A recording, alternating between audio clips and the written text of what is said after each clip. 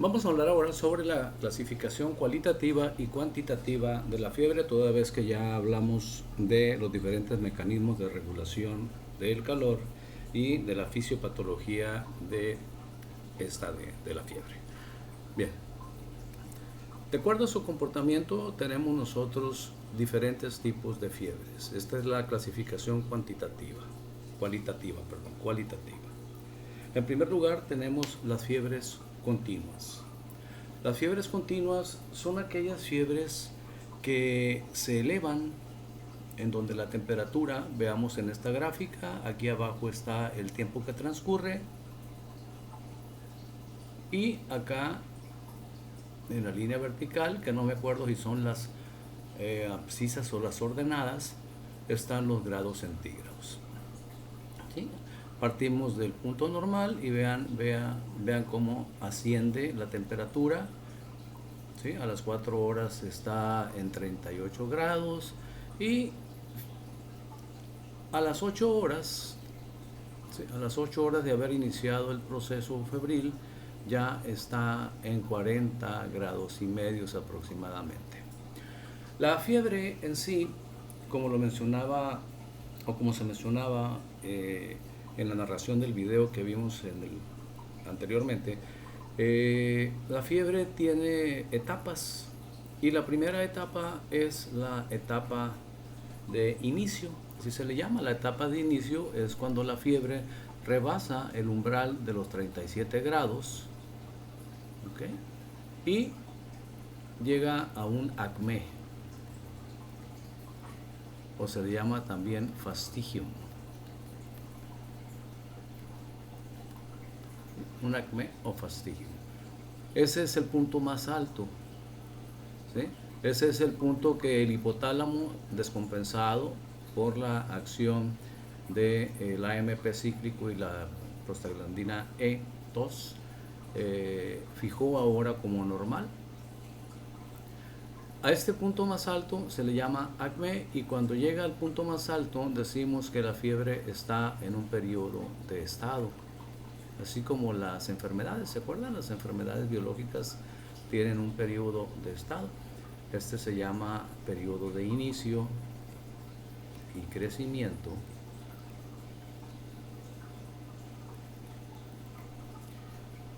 Y luego viene el periodo de estado. En el periodo de estado puede haber variaciones térmicas dependiendo de varios factores. Uno de ellos es si se administran antipiréticos, si se utilizan medios físicos o si se deja la fiebre evolucionar tal cual. Desde luego estas gráficas es difícil llevarlas en casa. Lo ideal es que se lleven en pacientes hospitalizados para ver el comportamiento de las elevaciones, de las oscilaciones que tiene la fiebre una vez que llega a un periodo de estado. De acuerdo a estas oscilaciones, puede suceder que la fiebre tenga oscilaciones independientemente del manejo o no, tenga oscilaciones menores, ¿sí? Oscilaciones menores, ¿no?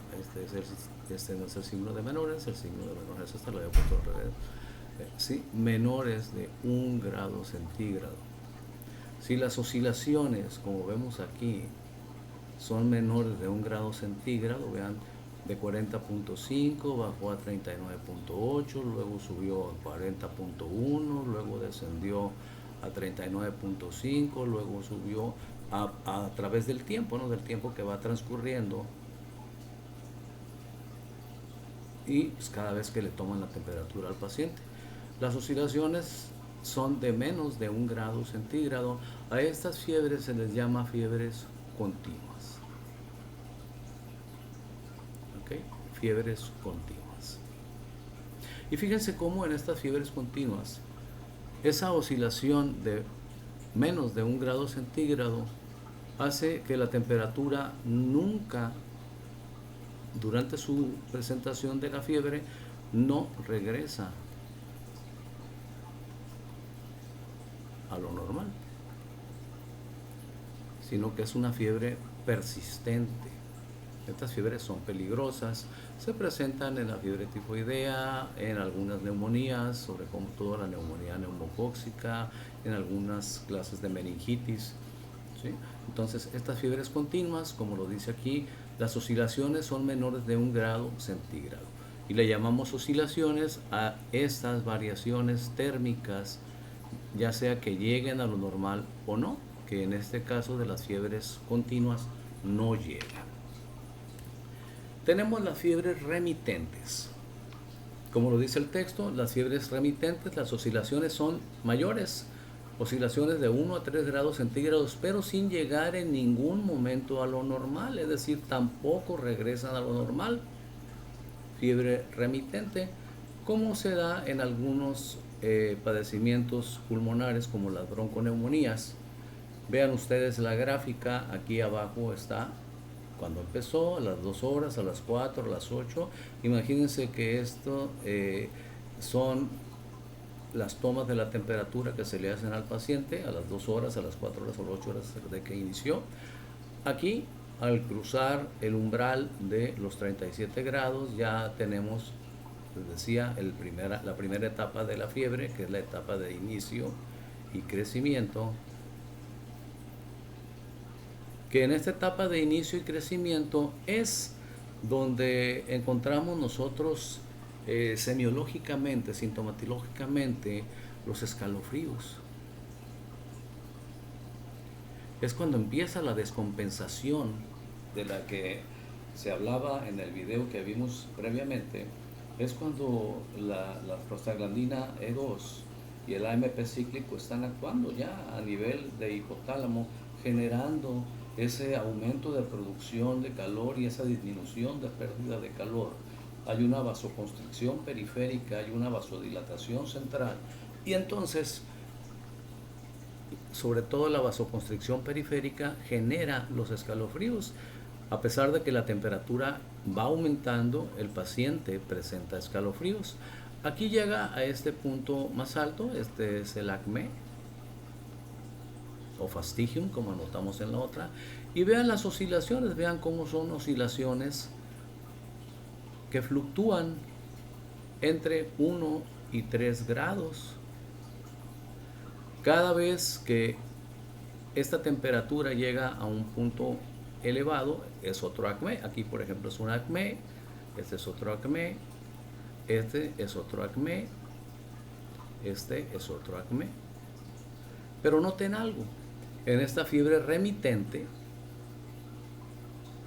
su característica es que las oscilaciones son de 1 a 3 grados. Aquí ya llegamos al periodo de estado. Llegamos al periodo de estado cuando llega al punto más alto y luego tiene oscilaciones. Pero noten que las oscilaciones, aunque son amplias, aunque son de 1 a 3 grados, nunca regresan a lo normal, ¿sí? Una vez que rebasaron aquí el umbral de la normalidad, ya no regresan. Estas son fiebres remitentes. Remiten, pero no vuelven a lo normal. Okay. Tenemos las fiebres intermitentes. Las fiebres intermitentes son las que sí tienen elevaciones, pero esas elevaciones duran un tiempo y luego regresan a lo normal. Aquí en esta gráfica, ¿sí?, en la línea vertical tenemos los grados centígrados, en la horizontal, al igual que en las otras, tenemos el tiempo que transcurre entre cada toma de la temperatura, ¿sí?, a las 2 horas, a las 4, a las 8, a las 12, a las 16, a las 20 horas. No son horas del día, ¿no? Son horas a partir de que se tomó la temperatura. Vean, aquí la temperatura pasó el umbral de la normalidad. Aquí está en la fase de inicio y crecimiento. Sube. Aquí llegó a un acné a los 40 grados. Pero luego desciende.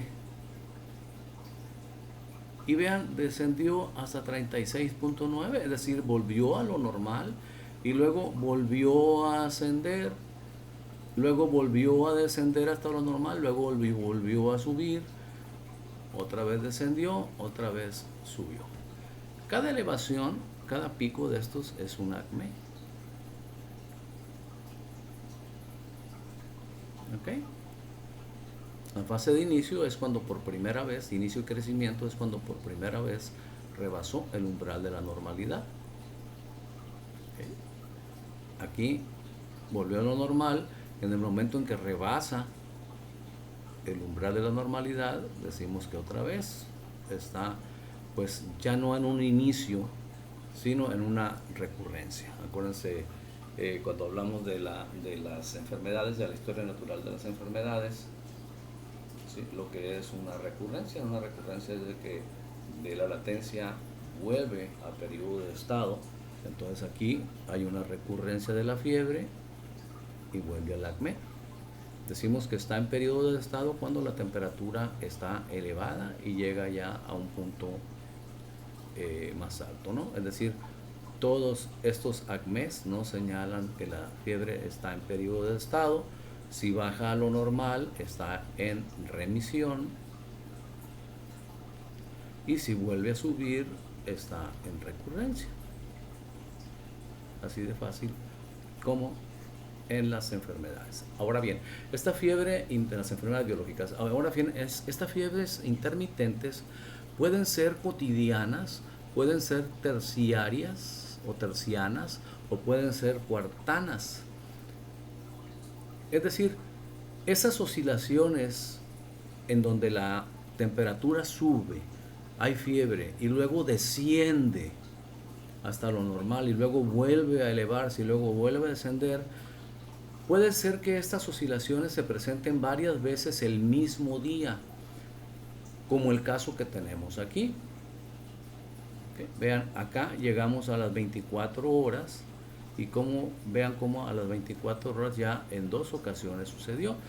Cuando estas fiebres intermitentes que llegan a un acme y luego bajan a lo normal y luego suben otra vez y luego bajan a lo normal, lo hacen, ¿sí? O tienen estas elevaciones y descensos, estas remisiones y recurrencias varias veces el mismo día, entonces se dice que son fiebres intermitentes cotidianas.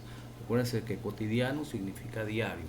Entonces, si el mismo día la temperatura sube y luego baja a lo normal, y luego vuelve a subir y luego vuelve a bajar a lo normal, se dice que es una fiebre intermitente cotidiana. Las tercianas son aquellas en donde hay fiebre, ¿vean? El periodo de inicio y crecimiento, lo voy a poner nada más con las primeras letras, acá está el acme, y vean cómo este individuo dura todo un día con fiebre, pero luego dura todo un día sin fiebre, y luego al tercer día otra vez con fiebre, y luego el cuarto día todo el día sin fiebre. Para hacerlo más fácil, pudiéramos decir, a este individuo tuvo fiebre todo el lunes. El martes no tuvo fiebre en todo el día, es decir, hubo una remisión de la fiebre todo el día. Pero luego el miércoles tuvo una recurrencia.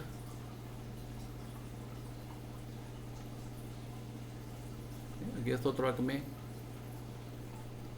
Y luego el jueves a todo dar tuvo otra remisión. Y así, ¿no?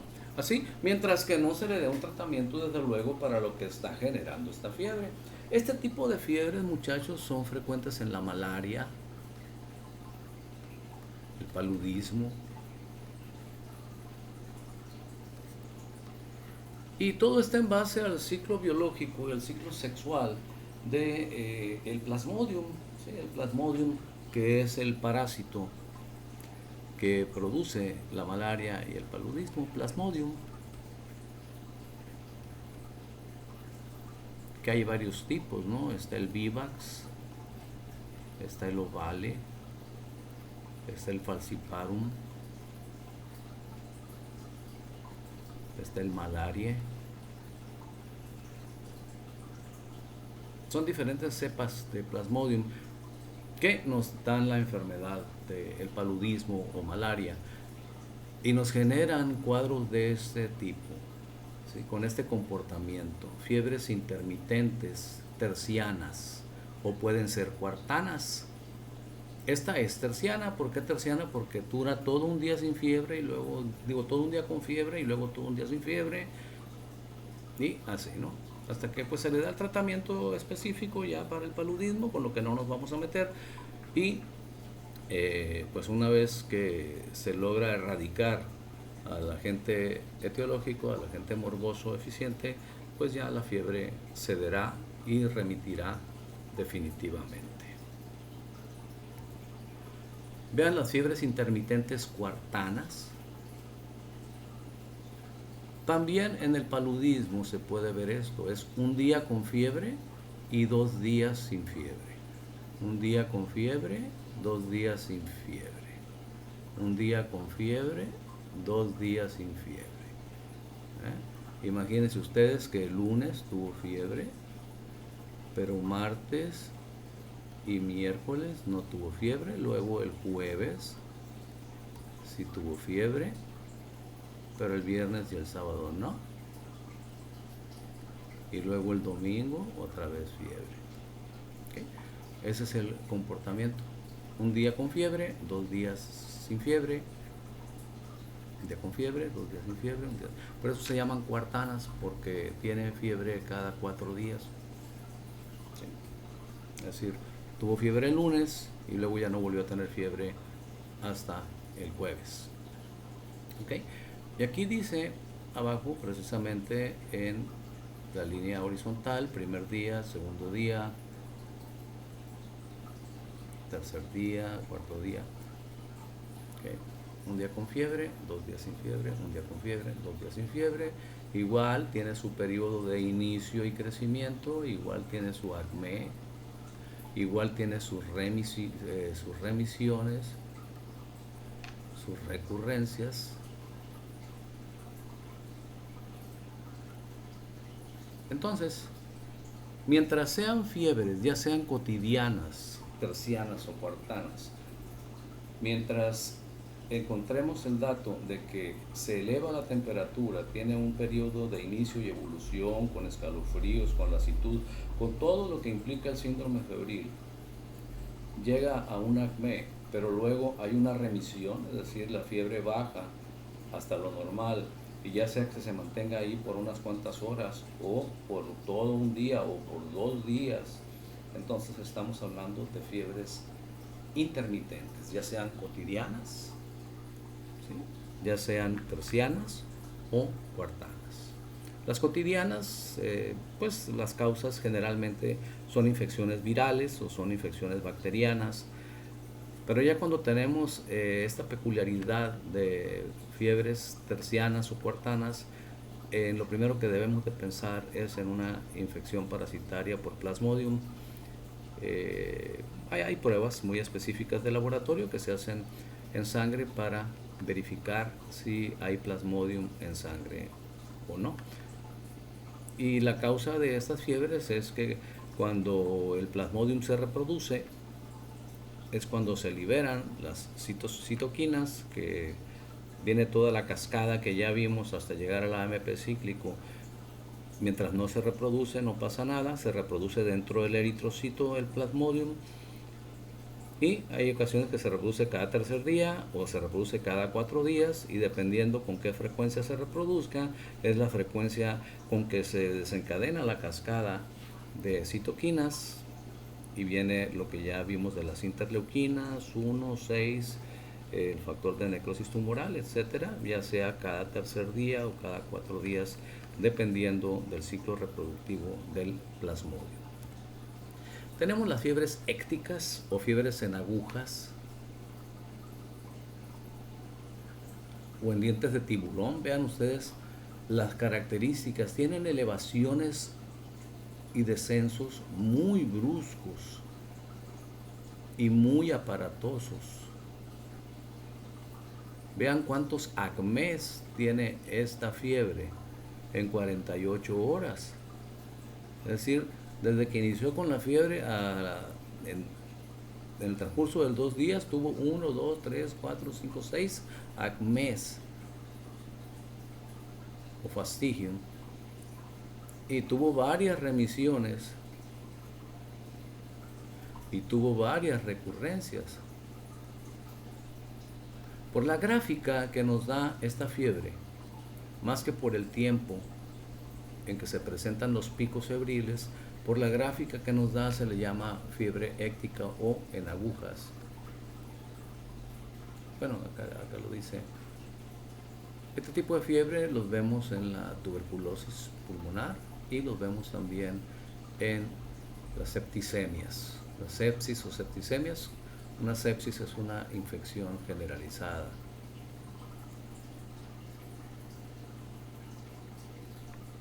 Que obviamente se distribuye por la sangre. Fiebre éctica o fiebre en agujas. Tenemos las fiebres recurrentes. Las fiebres recurrentes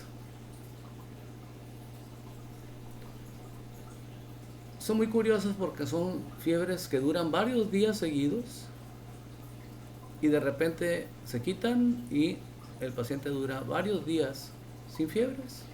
Son muy características de una infección llamada brucelosis, que es producida por una bacteria que se llama Brucella abortus. Y esa Brucella abortus la podemos encontrar en la leche, ¿sí?, de vaca o de cabra contaminada, ¿no? Así que cuidado con tomar leche bronca. Si toman ustedes leche recién salida de la ubre, recién ordeñada, y esa vaca o esa cabra está infectada con brucela, les va a dar una infección, van a tener una fiebre bastante importante, bastante aparatosa, y además todo el síndrome febril tal cual, dolores articulares, etcétera. Y vean acá en la gráfica, ¿sí?, varios días con fiebre y luego varios días sin fiebre. Y luego otra vez la elevación térmica que dura varios días, 3-4 días, y luego el descenso. Es decir, tiene recurrencias y tiene remisiones de varios días seguidos. Puede ser que dure 3 días con fiebre y luego 3 días sin fiebre y luego 3 días con fiebre, y los familiares no vayan a la puerta, no vayan, pues ¿qué tiene? Hasta que le hacen ya las pruebas sanguíneas correspondientes con las tinciones correspondientes y pues descubren que es una brucelosis. Se da tratamiento y listo. Fiebres recurrentes o también se le llaman ondulantes. Ondulantes. ¿Okay? Acá está representada en este dibujo más claro, ¿verdad?, las fiebres continuas. Vean las fiebres continuas, elevación y oscilaciones ya en periodo de estado de menos de 1 grado. ¿Sí?, de menos de 1 grado. Luego tenemos las fiebres remitentes, oscilaciones de 1 a 3 grados, pero sin regresar a lo normal. Vean, varios acmés. ¿Sí? Los picos son las recurrencias y acá los declives, los valles son las remisiones. Está la fiebre intermitente, que puede ser cotidiana, terciana o cuartana, en donde vemos, sube y luego desciende a lo normal, luego vuelve a subir, vuelve a descender, sube, desciende. ¿Okay? Recurrencias, remisiones. ¿Sí? Lo que diferencia a la fiebre remitente de la intermitente, pues es que la remitente no vuelve a la línea de la normalidad, pero la intermitente sí, y luego vuelve a subir. Y acá tenemos la recurrente u ondulante, vean, sube varios días con fiebre, luego baja unos cuantos días sin fiebre, y luego vuelve a subir otros cuantos días sin fiebre. Bien, esa es la clasificación de las fiebres, ahora ya la conocemos. La clasificación de las fiebres por su comportamiento, es la clasificación cualitativa de las fiebres. Finalmente tenemos la clasificación cuantitativa, ¿sí? Cuantitativa. Y en la clasificación cuantitativa nos dice que de acuerdo a su intensidad las fiebres se clasifican en fiebres leves o también llamadas febrículas, cuando la temperatura está por arriba de 37, pero máximo hasta 38 grados centígrados. Las moderadas es cuando está por arriba de 38, pero máximo 39.5. Las severas, cuando está por arriba de 39.5 y puede llegar hasta 41. Y la hiperpirexia, también llamada golpe de calor, es cuando la temperatura está por arriba de 41 grados centígrados. Y decimos la principal complicación de la fiebre, sobre todo en niños, es la presencia de convulsiones que en ocasiones pueden causar daño cerebral irreversible, por lo que en estos pacientes deberá tenerse especial cuidado con el control de la temperatura. Termino comentándoles que la fiebre, como ya vimos, es un mecanismo de defensa, pero un mecanismo de defensa no muy útil. Más que nada es como un centinela que nos avisa que algo está mal. Y la fiebre, en especial en los niños, hay que bajarla lo más pronto posible. El comportamiento de la fiebre es impredecible y las consecuencias también son impredecibles. Como lo mencionaba en algún momento, puede ser que el paciente tenga 40, 41 grados de temperatura y no convulsiones, pero hay pacientes, niños principalmente, que con 38.5, 39 grados ya nos están convulsionando, y ese niño va a tener que ser visto, además de controlarle la causa de la fiebre, va a tener que ser visto y controlado por un neurólogo. Posiblemente vaya a tener que darle el neurólogo medicamentos anticonvulsivos, porque ese niño ante cualquier cuadro febril nuevamente nos puede volver a convulsionar fácilmente, y como lo dice al final del texto, tener repercusiones, secuelas importantes desde el punto de vista neurológico. ¿Cómo hay que tratar la fiebre? Bueno, la fiebre es un signo, no es una enfermedad, y como tal hay que tratarla. Hay que bajar la temperatura lo más rápido posible, y empezamos por los medios físicos. ¿Cuáles son los medios físicos? Número 1, ponerle compresas o paños, ¿sí?, húmedos pero tibios, ¿sí?, tibios, al paciente que tiene fiebre, en la frente, en el tórax, en las axilas, en el abdomen, en las ingles. Pero tienen que estar tibios. Se los ponemos tibios para que ese mismo calor genere vasodilatación y pueda aumentar la liberación de calor. Al haber vasodilatación, pueda aumentar la liberación de calor, y ese calor pase, el calor del cuerpo, ¿sí?, pase a la compresa húmeda. Se darán cuenta ustedes cuando le pongan la compresa tibia. Decir tibia es decir que esté a 30 grados, a 28 grados. Nunca jamás se la pongan fría, porque entonces van a provocar más vasoconstricción y va a hacer peor el cuadro.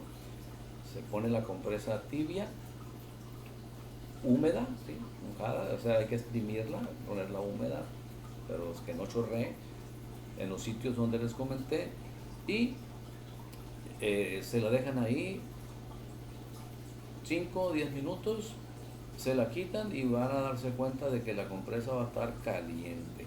¿Por qué va a estar caliente? Porque por conducción, recuerden los mecanismos de pérdida de calor, por conducción, al generarse la vasodilatación periférica por el calor de la compresa húmeda, por conducción el calor se libera hacia esa compresa. Entonces hay que quitar la compresa, hay que volverla a mojar en agua tibia, hay que volverla a exprimir y volvérsela a poner en los sitios que ya dijimos. ¿Cuántas veces? Las veces que sean necesarias para que le baje la temperatura. Ese es un método, ¿sí? Ese es un método físico. Otro método físico quizá más sencillo pues es bañarlo.